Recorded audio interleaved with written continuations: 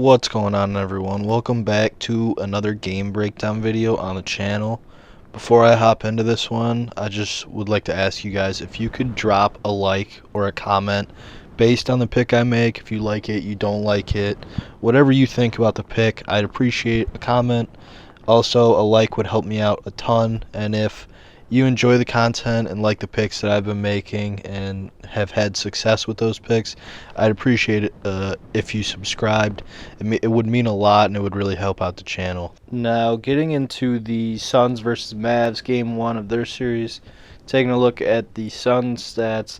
They're number 5 in the NBA this season in points scored per game at 114.5. They've shot the ball really well this season. They're 7th in free throw percentage, 4th in 2-point percentage, 10th in 3-point percentage, number 1 in overall shooting percentage. I mean, their offense is elite, and they're going to shoot the ball really well.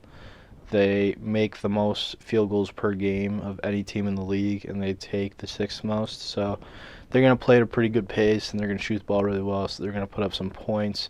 Defensively, there's not as much of an emphasis as some of the other teams in the playoffs remaining. They're 10th in the league in points allowed per game at 107.5, but their defensive stats are pretty solid.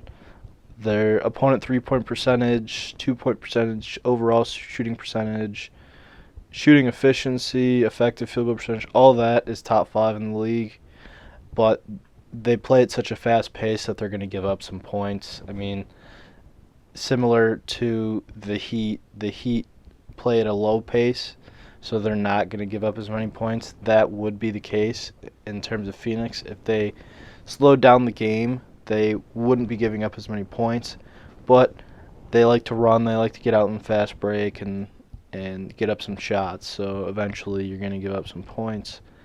In turn, the Dallas Mavericks, not nearly as good offensively as Phoenix. Their shooting percentages are average to below average in terms of the rest of the NBA. Defensively, they're very good. They're number 1 in the league in points allowed per game. But again, that's because they slow the game down quite a bit. They're 5th in opponent field goals made per game and 3rd in opponent's field goals allowed per game. So they're going to try and slow the game down. Phoenix is going to try and run, which makes it interesting. I think Dallas is overmatched when it comes to Phoenix. I think Chris Paul against Brunson, Paul's going to have the advantage. Booker's going to have the advantage against whoever he goes up against. Ayton's going to be able to have the advantage against Powell. I think Crowder is pretty evenly matched in terms of the matchup with the Mavs. There are a handful of guys that can come off the bench and that are in their starting rotation that can match up with Crowder. Luka's the X factor for the Mavs. I don't really think there's anyone that can match up with him. So it'll be interesting to see how they defend him.